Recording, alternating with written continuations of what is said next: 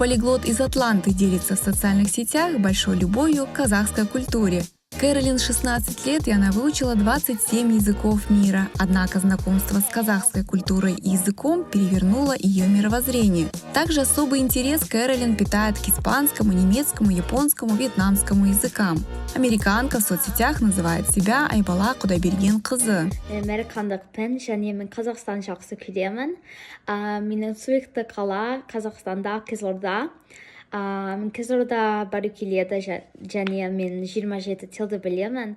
А еще Кэролин изучает казахскую культуру, слушает песни Нурмухамеда Жакыпа. Гениальная девушка очень хорошо чувствует нюансы произношения во всех выученных языках. Например, во вьетнамском это разные акценты.